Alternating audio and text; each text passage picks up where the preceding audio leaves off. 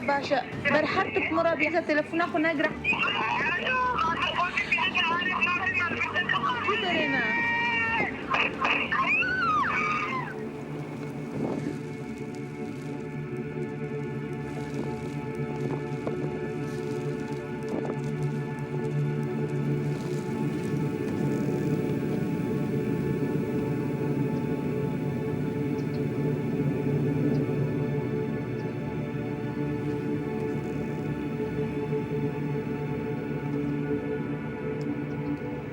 It's been 2 years since the establishment of the so-called caliphate. In the Sinjar Valley, life came to a halt on August 2nd, 2014, when ISIS arrived. On the roadside are the clothes of those who did not.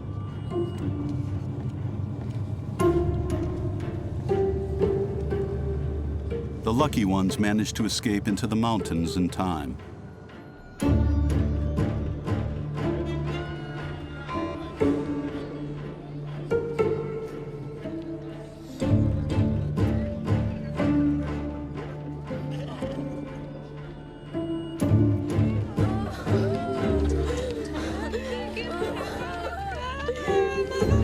شكرا يا ربي زعما شكرا زعما شكرا يا ربي دخيلك يا ربي. The Yazidis, a religious minority in Iraq, had no other choice: flee or die.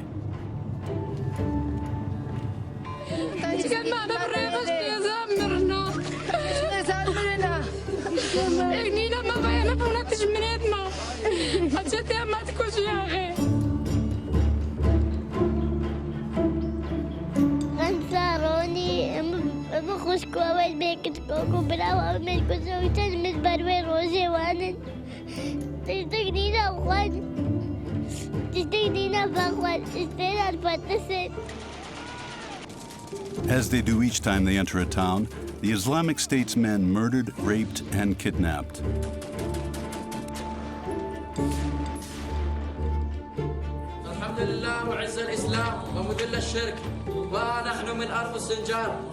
حالي من جي حرق خلق جيشن قالي أو ماينا من جي ماينا حرق خلق شيء ودوي آستي ده نامين نقو بسوت خلقك البدرس.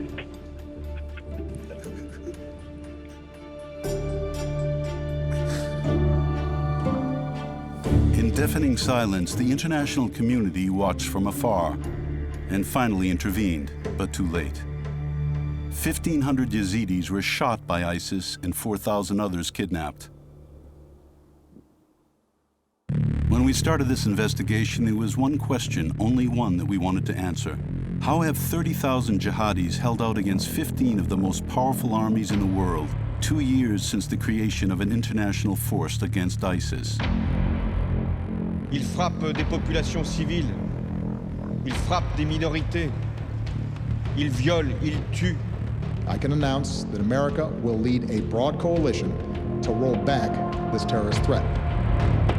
Despite the coalition's airstrikes, ISIS is still present in Iraq as well as in Syria.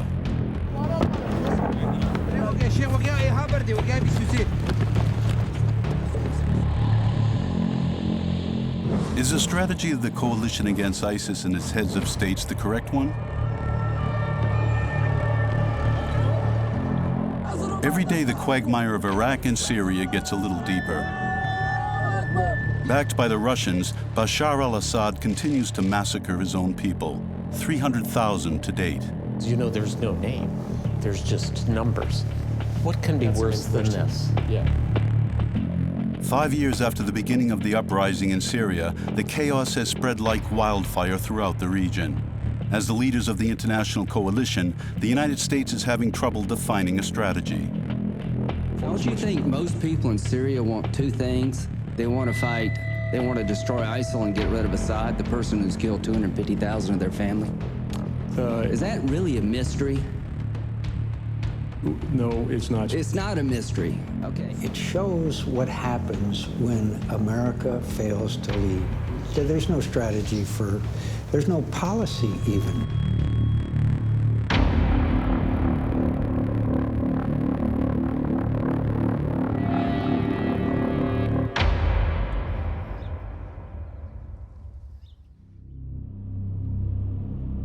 December 1st, 2015 in the Sinjar Valley, in the north of Iraq, not far from the Syrian border.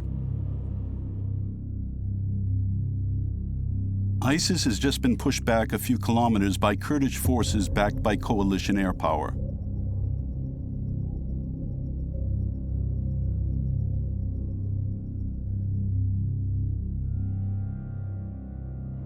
Hassan Ashwar was a pharmacist before ISIS stormed his town. He is also a Yazidi. Today he has nothing. His home and his pharmacy were reduced to rubble in the war. Throughout this investigation, Hassan was our fixer, our guide along the front line. This morning we have a meeting in the middle of nowhere. The two pickups in front of us asked us to follow them. Aboard are Peshmergas, Iraqi Kurdish forces. They have just discovered a mass grave for the fourth time in 2 days. A year and a half ago, about 20 villagers were executed by ISIS here. Around the site, men have come to try and identify the remains of people they knew, people who not long ago were their neighbors.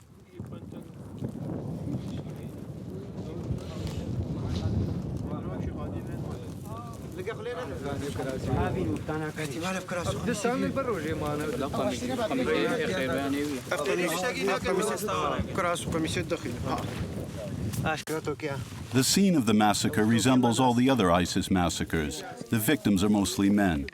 They've all been shot in the head. They were blindfolded and their hands tied. They're close to the ice.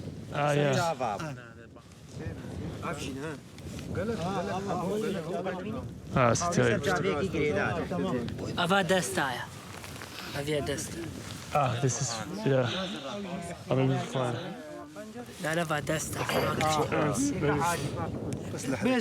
In what remains of the clothing, the Peshmergas look for items to identify the victims. يوسف سليمان امان ريد منطقه جماعه كور كده ابو دي سبيجه براز في ناس بكنا يوسف سليمان بقري هنا بينا بس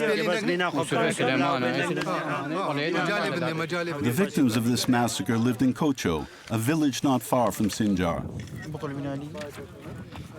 نواف عباس خلف نواف أبو باشا. These murdered men were almost all husbands and fathers. نواف عباس خلف عليكو. Born in 1952. Okay. His wife, wife, Khono Abdullah Saleh. Someone know this person here? Yes. You know this person? It's your brother? It's your brother? Standing next to us, this white-haired man has just realized that his brother is here at his feet. He had believed him to be alive, a captive of the Islamic State. Abdullah? He was your young brother or older brother? What was his job?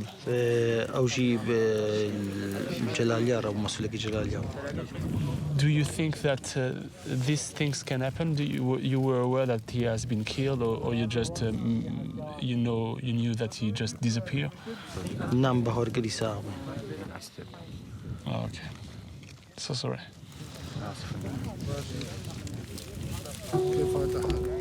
4 other mass graves like this one have been found in the Sinjar Valley since the town was liberated. Survivors of the massacre often report that ISIS forced them to convert to Islam. If they refused, they were killed.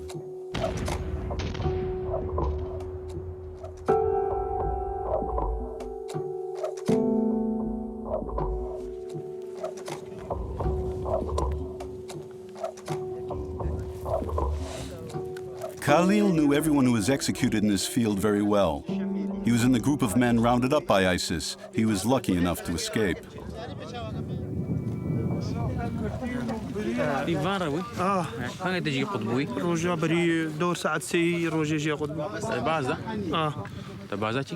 لا مباز دال سر شارعي مخكرة مالا كده هون بيغرا همون بيغرا بالشارع دور سد زلامي بو همون مشان همون مشان بايا شارع. And so, do you know personally some of the people who have been killed here? شيخ خده با برين منين برای متیدنه خدا کردید خوشکام پنج تیدنه زاوای ما هویا خیر و صالح.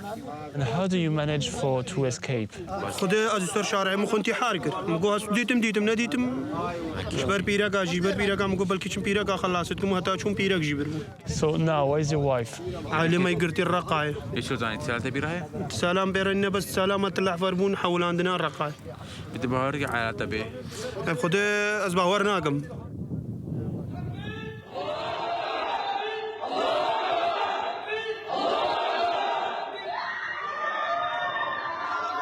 Before being taken away, the residents of Sinjar were all brought by ISIS to a building in the valley. This footage was shot by the ISIS group itself. Wives and daughters are clutching the arms of their husbands and fathers. Then they are brutally separated.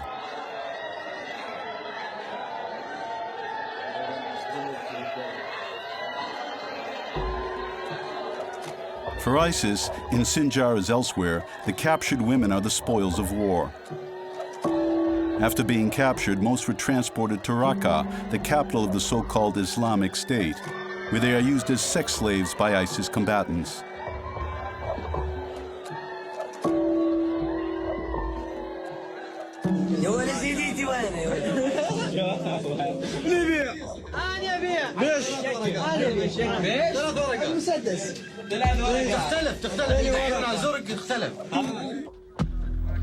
Other women had to stay behind with the ISIS invaders as human shields.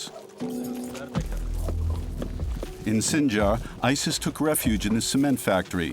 It's one of the biggest in Iraq.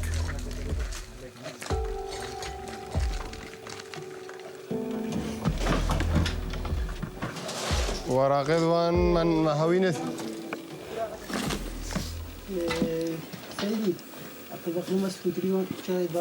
كجاري باته They got killed here. Yeah, they found here. Yeah. You found this picture here? Yeah.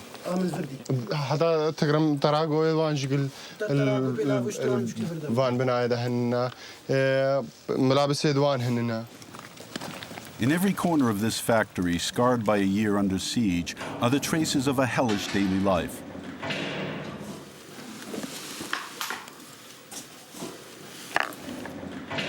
Two weeks earlier, the tormentors and their victims, some very young, were still there. It's for children. Yeah, for children.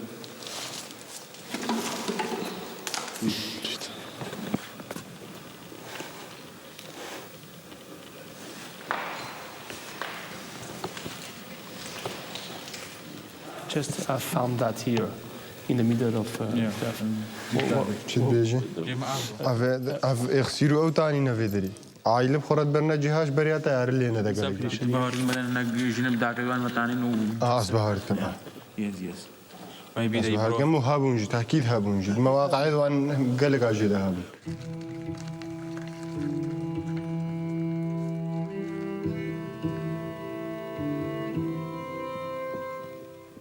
بسم الله الرحمن الرحيم. هيئة الرئاسة الموقرة. سيد الرئيس، نذبح تحت يافطة لا إله إلا الله. الآن هناك حملة إبادة جماعية على المكون اليزيدي. انقذونا 48 ساعة. While thousands of Yazidis are quietly massacred in the Sinjar Valley, an Iraqi MP's anger explodes in the midst of parliament. She calls for a strong reaction from her country. نطالب البرلمان العراقي بالتدخل الفوري لإنقاذ هذه المذبحة. 72 حملة إبادة جماعية على اليزيديين، والآن تكرر في قرن 21. نذبح، نبيد، يبات دين كامل على وجه الأرض. إخوان، أنا أناشدكم باسم الإنسانية أن تنقذونا. سيد الرئيس، أريد. شكرا جزيلا. In the summer of 2014, the whole world became aware of the monster that had appeared seemingly from nowhere. A terrorist group calling itself the Islamic State. It made Al-Qaeda look like harmless troublemakers. On June 29, 2014, the Islamic State announced the founding of its own caliphate, a state straddling Syria and Iraq. In a few weeks, ISIS took control of Raqqa, then Mosul, and their 2 million inhabitants. In the autumn of 2014, ISIS controlled 30% of Syrian and Iraqi territory, and it had no less than 30,000 combatants, all willing to sacrifice themselves for one man, Abu Bakr al-Baghdadi, head of the Islamic State.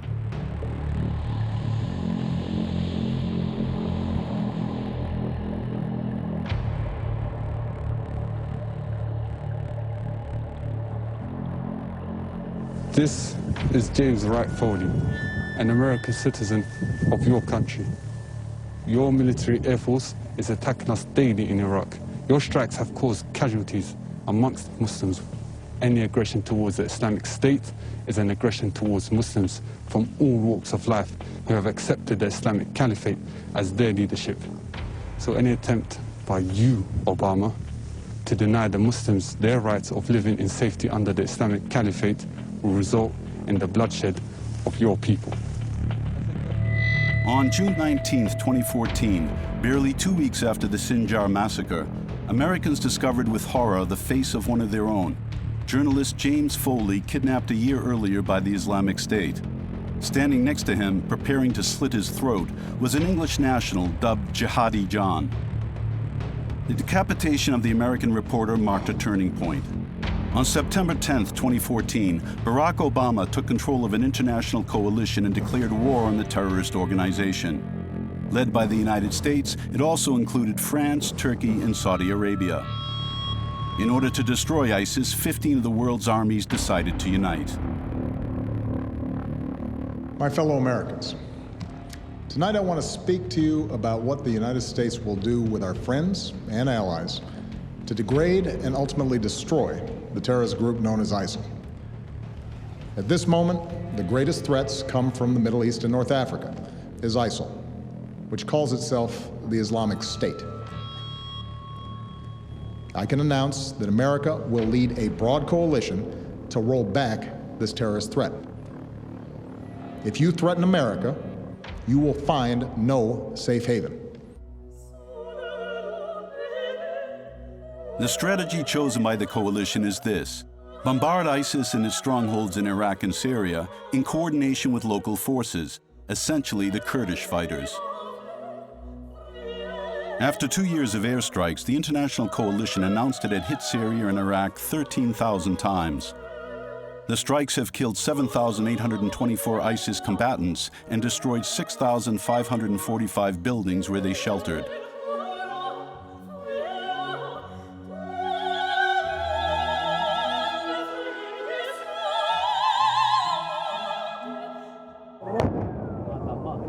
The coalition raids have also reduced 80% of the ancient city of Sinjar to rubble.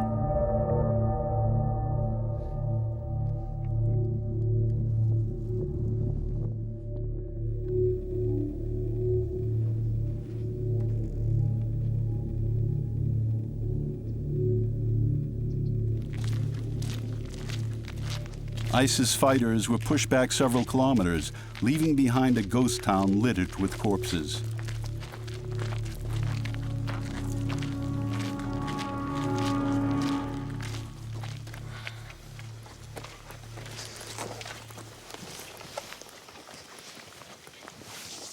That's the body of one ISIS over there.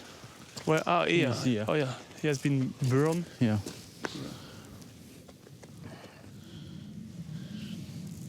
What happened to this guy? We don't know. Maybe he's They got shot. شلو بوش في فاتك كشتن شلو بوش؟ أفا. الطيارة هذا كشتن؟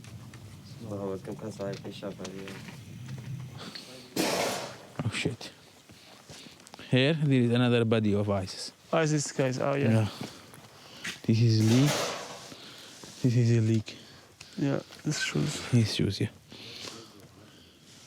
Everything is about death here.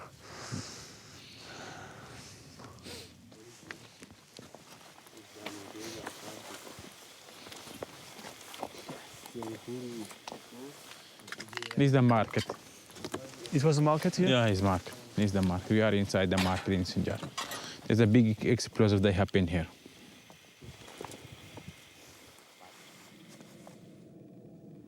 To escape the coalition airstrikes, ISIS jihadis were resourceful. They dug subterranean passages under all the cities they occupied. With the sound of shooting in the distance, a Peshmerga captain leads us through the tunnels dug by the Islamic State fighters. You see what happened in the city? If I see, yeah, I can see. There's no city anymore. Yes. It's finished. Yes. You want the light.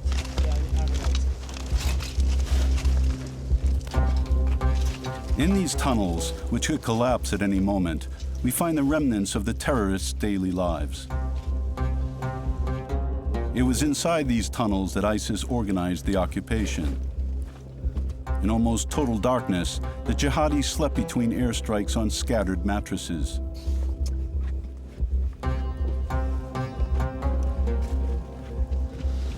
Another sleeping in the here. Power. Yeah.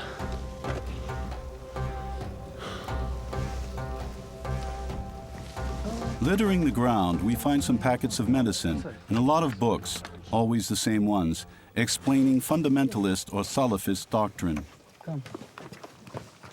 أفجي كتابة البخارية أو داعش كيف وانش أفكارتي دي متشددة هاتن في البخارية القاعدة النورانية الرقية الشرعية أدعية والأذكار من القرآن أدعية من الأذكار من السنة والنبوة أفجي الكيوان داعش أفغاني like the أفغاني. Inside the tunnel, we find many empty munitions cases. A lot of them are from Iraqi army stocks looted by ISIS when they took Mosul, 150 kilometers away. Baghdad. The war against ISIS is a war of attrition. On the front line of Sinjar in Iraq, mortars are falling randomly. For hours, there is no movement. The lines are unchanging. Regarde Laurent en face. Quoi? Ah, c'est eux qui viennent de faire ça. Then a bomb from a coalition plane hits the ground in front of us, behind enemy lines. Flying at more than 6,000 meters altitude, it's impossible to see the plane that dropped the bomb. It is just hit, and then silence and waiting. ISIS hits back 20 or so minutes later while the Peshmerga captain warms up by the fire.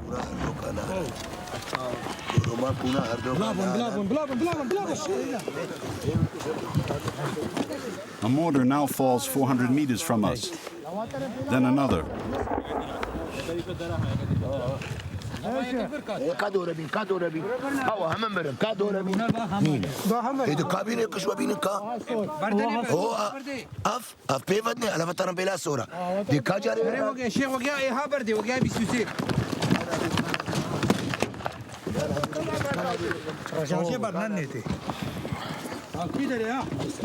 After a few seconds of panic, the Peshmergas hesitate.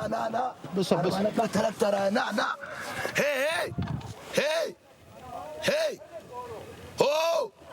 Wait! Barnadan! No one really knows who fired the mortar. في بردالي ده لو فان بردايتي إشكي؟ إيه ماله فان بردايتي؟ إيه ماله وان بردا والبركات؟ كيش فان بردايتي؟ كجاري؟ دوش كاتت كيمي عرباني؟ إيه؟ ها؟ راس لي دار بني عربانا سورد بني؟ إيه؟ هو يا كال باوان دارا وغرب. سربت دستي شوبي برديني كوي دارا بني.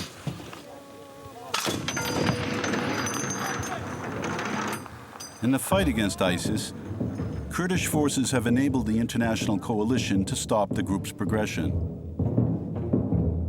Although the coalition airstrikes have pushed back ISIS in places like here in Sinjar, President Obama knows that dropping bombs won't be enough to eliminate Baghdadi and his men. The terrorist organization is still holding more than 3 million Syrians and Iraqis hostage, and it continues to increase its attacks throughout Syria, Iraq, and now neighboring Libya. Beginning in 2014, the United States decided to support certain Syrian rebel groups to help combat ISIS. But American interests do not coincide with the rebels' agenda.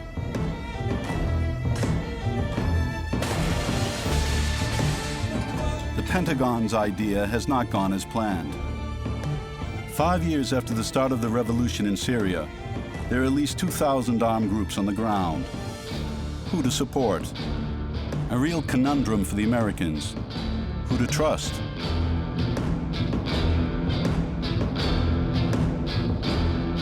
Many of these groups are fundamentalists and want to implement Sharia. Others have links to Al-Qaeda. Some are secular but not really effective. Still others are Kurdish and want to create their own country, Kurdistan. Choosing the right rebels in Syria is a bit like a blind audition in The Voice. It's very risky. So how do you choose? For the United States and for France, only one criterion above all others. They must be moderate. Nous poursuivons l'action de soutien à l'opposition modérée. We were engaged with moderate opposition. Nous soutenons encore l'opposition modérée en Syrie. Train and equip the moderate opposition in Syria. Moderate. The make or break condition for any rebel group that wants U.S. weapons. To combat ISIS, the United States as well as France have placed their bets on the moderate rebels of the SFA, the Syrian Free Army, composed of deserters from the regime's army. One of their commanders, based in Aleppo, is Colonel Al-Qaeda. To the U.S., Al-Qaeda is a model of moderation. Here he is in the streets of Homs, filmed with his troops. He is often seen in the U.S. media, for example here in an interview on CNN, speaking for moderate rebels. Colonel Al-Qaeda, thank you for joining me. Thank you so much. Colonel, there have been more gains by the opposition, by the insurgents along the border of Syria. In 2013, the American ambassador in Syria even decided to appear on camera with Colonel Al-Qaeda to emphasize U.S. support.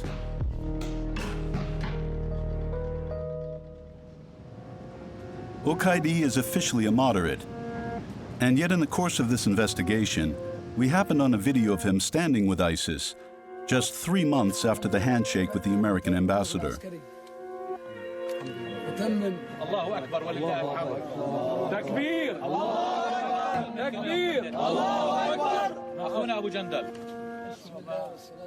On August 3rd, 2013, Colonel Al-Qaeda and his men partnered with the Islamic State cell to attack a military base of the Assad regime. The bloody battle for the Meneg base went on for days. At the time, ISIS had not created its caliphate and hadn't yet inundated the internet with its horrific videos. But that day, the local head of ISIS, Abu Jandal, was a happy, somewhat overexcited man.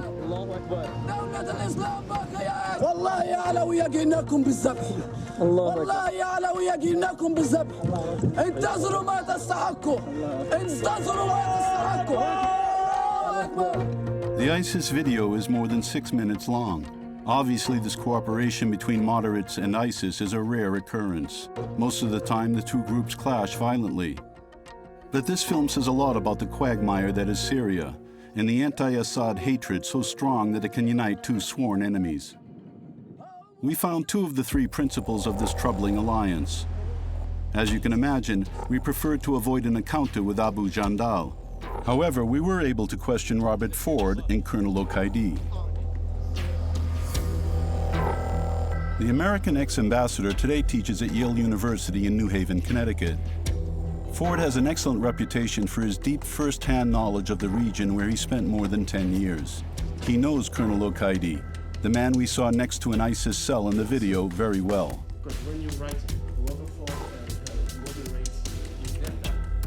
We asked him to watch the video with us.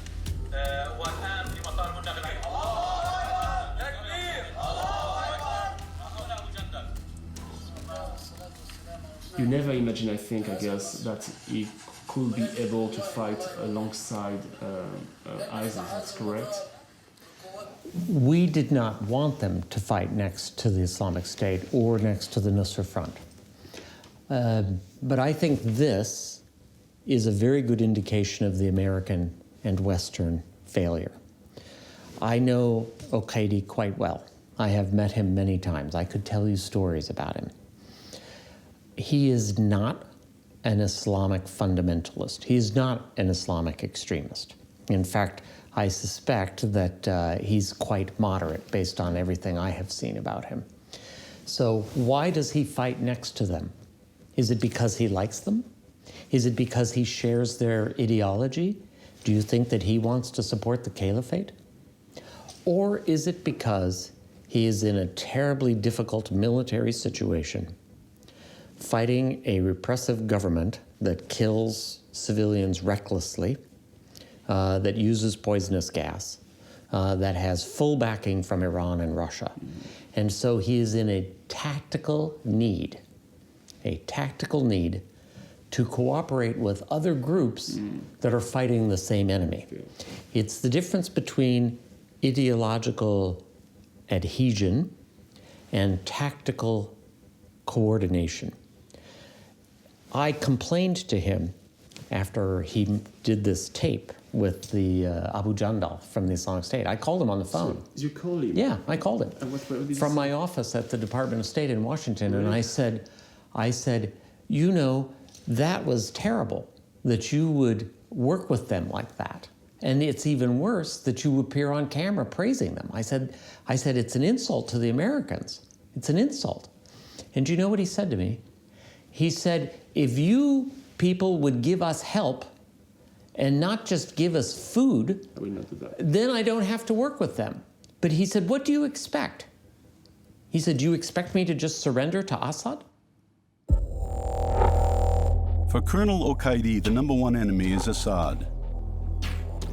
At war with the regime and ISIS at the same time, the commander of the Syrian Free Army in Aleppo had to make a choice back in August 2013. Al-Qaeda still lives in Aleppo. Since we couldn't go, we asked him to come to us in our Paris studio. We show him the video, projected onto the wall of him alongside his partner for a day, Abu Jandal of ISIS. The colonel seems uncomfortable at first, but then he owns to his tactical cooperation with the Islamic State. بالتأكيد هذا التحالف ليس شيء جيد، ولكنه أمر واقع.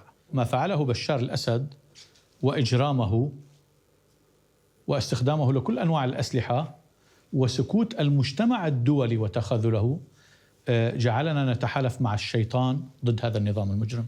Est-ce que vous avez l'impression de l'avoir trahi d'une certaine façon, puisque lui avait en tout cas incité son gouvernement à vous aider, et finalement on vous retrouve aux côtés de Daesh ensemble dans le même combat. روبرت فورد صديقي والأمريكان أصدقائي، ولكن هذه تحالفات تكتيكية تتطلبها المعركة. ولكن هون راح أوضح لك شيء. أنت عم تتحدث وكأنه إحنا جنود عند الأمريكان. إحنا ما لنا جنود عند الأمريكان وما بنتلقى تعليمات من الأمريكان وأوامر من الأمريكان. الأمريكان أصدقائنا، والفرنسيين أصدقائنا، والسعوديين أصدقائنا، والقطريين والأتراك، الجميع أصدقائنا. بس إحنا ما لنا جنود عندهم. إحنا عم نقاتل لننال حريتنا. أنا كان قراري حر في حلب. According to Al-Qaeda, the disturbing pact is the fault of the international community because they abandoned the Syrians. Colonel Al-Qaeda agreed to go over the details of the terms of his military alliance with ISIS for this film. احنا ضلينا محاصرين المطار لمدة أكثر من عام، وكان في عنا عمليات أكثر من عملية. بعدين هن أجوا قال احنا حابين نشارك معكم في اقتحام المطار، أو احنا بنقدم الانتحاريين بالعربات المفخخة بيدخلوا لجوا بيفجروا نفسهم. فاتفقنا على ذلك وتم العملية. Si vous devez choisir un seul ennemi à combattre, lequel vous choisiriez? بالتأكيد بشار الأسد. إذا ردنا نحكي عن تنظيم داعش، إذا ردنا أن نقضي على الإرهاب، يجب أن نقضي على سبب الإرهاب أولاً، أن نلغي السبب، والسبب هو بشار الأسد. عندما يلتغي السبب يلتغي الإرهاب. First, overthrow Assad, then eliminate ISIS. This is the view shared by a lot of rebel groups on the ground.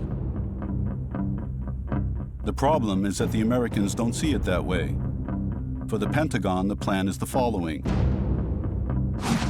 The rebels will get American military support, but they can't use it to fight Assad. The sole target for the rebels must be ISIS. The problem is that in Syria, public enemy number one is Bashar al-Assad.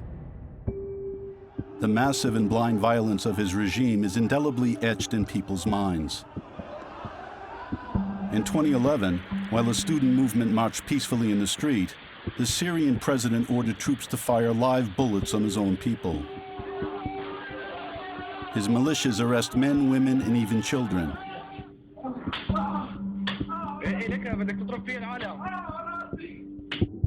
In 2015, a former member of the Syrian services chose to denounce this empire of terror. He showed the whole world the photos he took secretly in the morgues of Assad. 28,000 photos that sent a shudder through anyone who has the stomach to look at them. A series of photos that show torture on an industrial scale. Robert Ford, the former ambassador, decided to exhibit these photos at Yale University.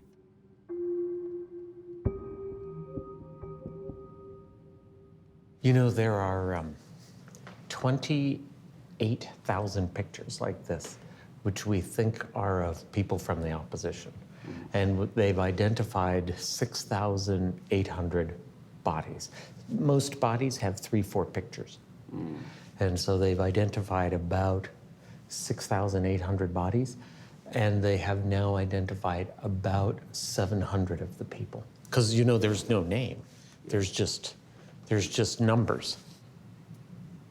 I think what's also hypocritical is for people to say, well, the Islamists must be worse. Yeah. Because really, when you think about it, what can be worse than this? Yeah. And so it's not that I love Islamists, I don't, but I have to say, what can be worse than this? This man's eyes were torn out. What can be worse? Maybe ISIL is exactly on the same level than the regime. I would say probably it is. In France, we say we have to choose between the pest and the cholera. Yeah. Right, yeah. But I think we want to avoid, in places like Syria, having to make those kinds of choices.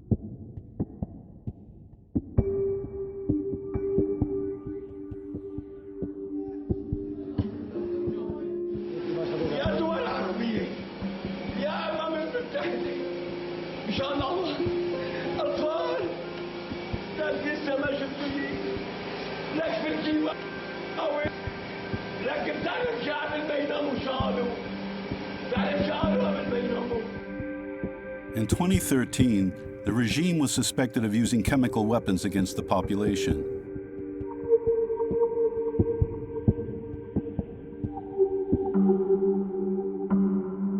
Children gassed as they slept in the suburb of Damas died in their pajamas, stunned and asphyxiated.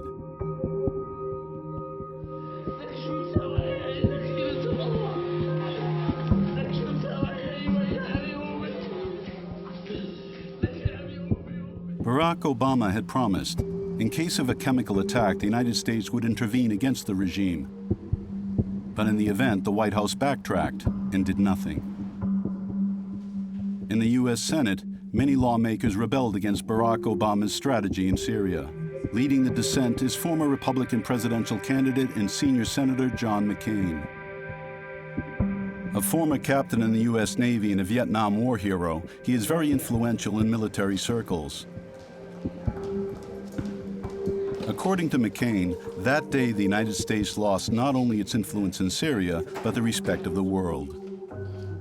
Finally, when the Syrians crossed the red line and used the chemical weapons, and the president then, after saying he was going to attack, then backed off, that sent a message throughout the world, much less the Middle East, that this president isn't serious. 3 years after the chemical gas massacre, Bashar al-Assad is still in power, propped up by Vladimir Putin. Coming to the aid of the decimated Syrian army, the Russians began deploying their fighter planes in 2015, bombing positions of all enemies of the Assad regime. With a strategic goal, to protect an ally and above all maintain Russian influence in the region.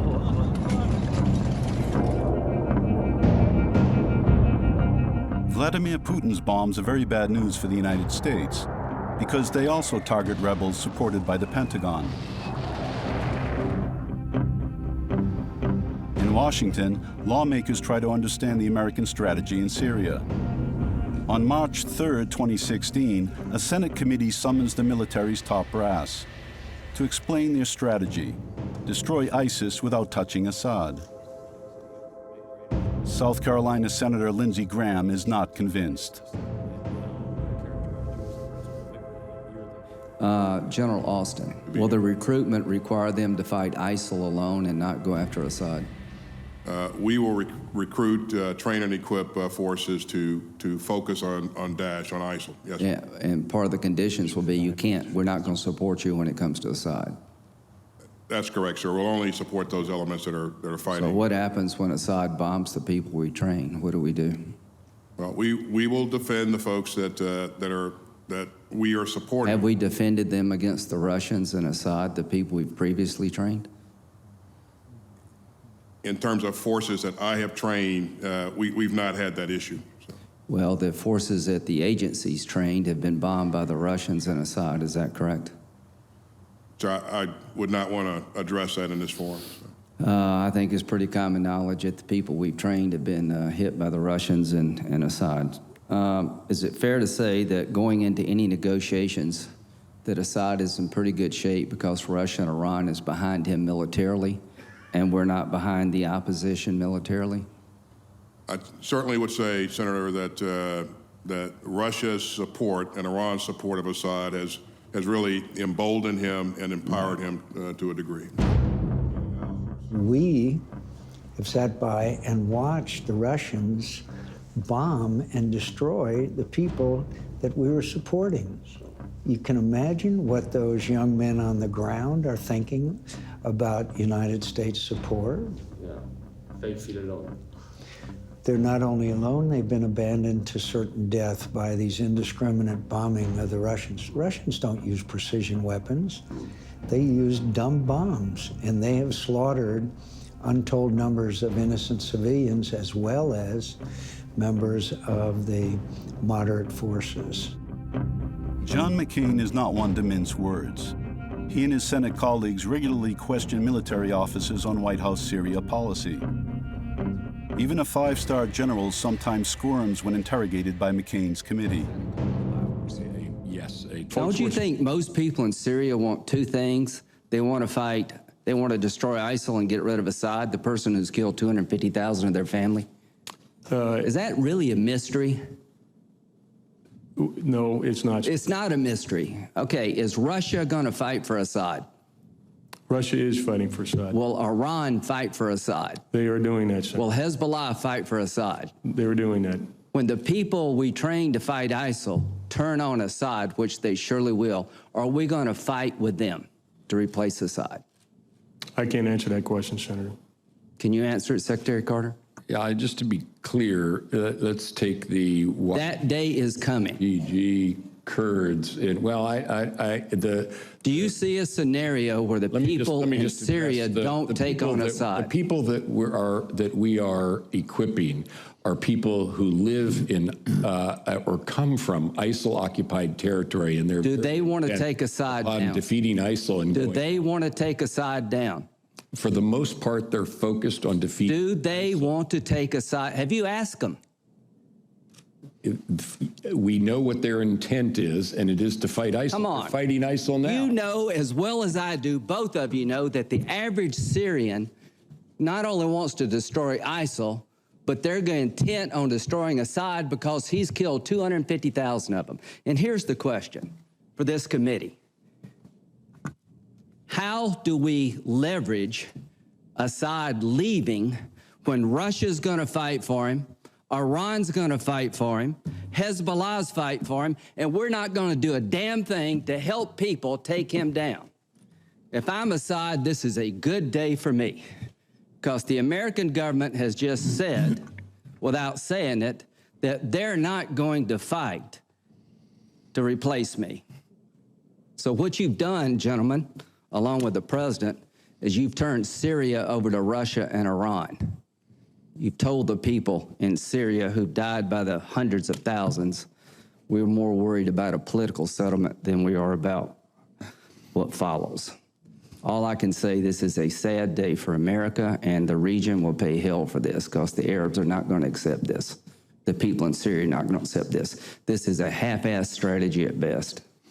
After 1 hour of relentless and skeptical questioning, the Secretary of Defense can barely look the senators in the eye. In 2014, at an impasse, the Pentagon tries a new tactic. This time, American military advisors will go to the region themselves to set up training camps and instruct the rebels. But the program fails. A $43 million failure, the amount spent to train about 50 rebels.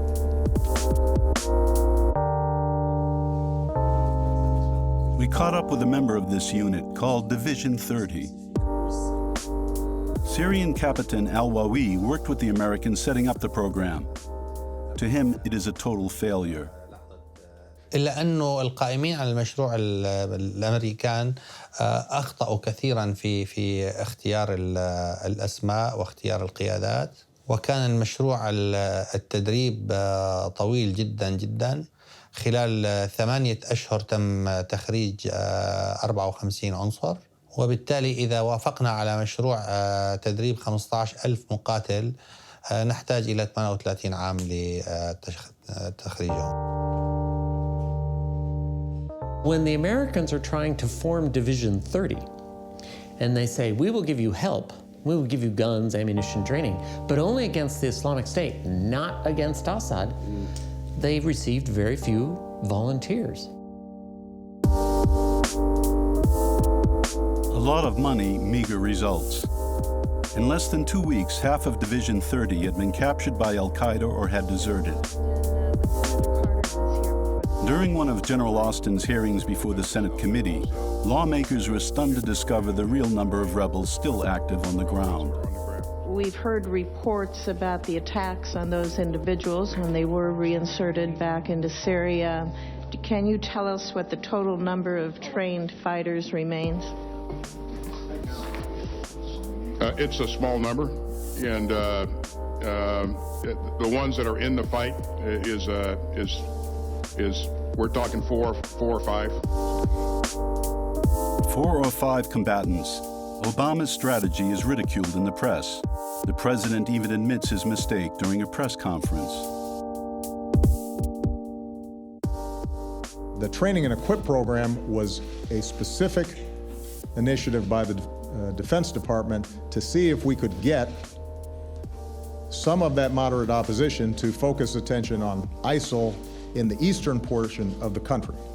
And I'm the first one to acknowledge it has not worked the way it was supposed to, Julie. And I think that the Department of Defense would say the same thing. The strategic error is recognized, but against all expectations, the president decides to restart a rebel training program in March 2016. Has the Pentagon learned from its past mistakes? This is what we want to know. Yes, one question about the train and equip program. What kind of lessons did you learn from this previous failure? I think as General Votel has testified previously, I mean, there are obviously significant lessons that we've learned from the start of that program to where we are today. One of the most important things, of course, is we've learned a lot more about the people in Syria, those forces that are taking the fight to ISIL. We have a much better understanding of who they are, who we have confidence in that will be willing to carry out that mission to take on ISIL, and we have a much better understanding of the landscape than we did when that program first began. This time, in this new program, they will be authorized to fight against Bashar. Again, this is a question I know that General Votel got the other day. Our focus is the fight against ISIL, and will remain the fight against ISIL. would expect, again, the forces that we're going to support on the ground in Syria, that is their primary mission. And how many fighters the U.S. military want to train this time? Yeah, we're not going to get into numbers at this point. It shows what happens when America fails to lead. There is no strategy. There's no strategy there's no policy even. When we tell these young men, you can only fight against ISIS and not against Bashar Assad, they don't want to do it. They don't want to do it, so they leave. And they join other, either moderate or even Islamic groups.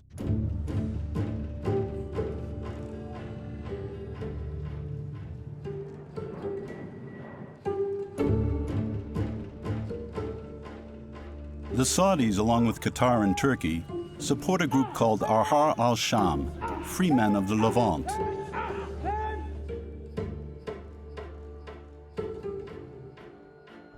An organization founded by a former member of Al-Qaeda, seen here with Osama bin Laden. The war against ISIS, with its contradictory alliances, is full of surprises. And here's a last one for the road. As surprising as it may seem, former American Ambassador Robert Ford also considers that the best partners for the United States in its fight against ISIS are the fundamentalist Ahrar Ash-Sham, yesterday's sworn enemies. I don't like Ahrar Ash-Sham's vision for Syria. I am not in favor of an Islamic state in Syria, but I'm an American, I'm not a Syrian. So I think we have to talk to Ahrar Ash-Sham to bring them into a political process. We will need their support, and let's be frank, we will need some of their fighters to use against the Islamic State. It was a bit surprising for me to hear a U.S. ambassador talking about Ahrar Ash-Sham, which has been created by Al-Qaeda representative. Is no perfect answer here. If you want a perfect answer in Syria, I can't give you one. But I can tell you this. The longer the Syrian war continues, the more we have the chance of another attack like Paris. Because the Americans were doing what you suggested, waiting for the perfect answer, we got really not the perfect, we got the worst solution.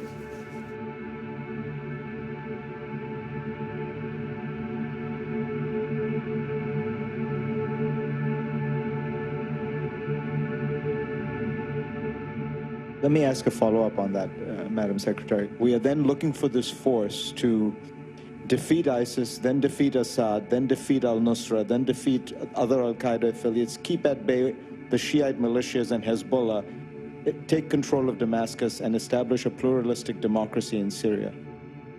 Isn't that kind of a tall order? Well, it's certainly described like that. And that's why I focused on ISIS. I mean, because I think right now we have one overriding goal. With ISIS its only target, the United States and its coalition are a long way from draining the ever-deepening quagmire. 5 years after the start of an aborted revolution, there are more than 300,000 dead in Syria and about 6.5 million displaced persons. There is no doubt that the principal culprit of these massacres, Bashar al-Assad, is the main beneficiary of an anti-ISIS coalition that is increasingly divided.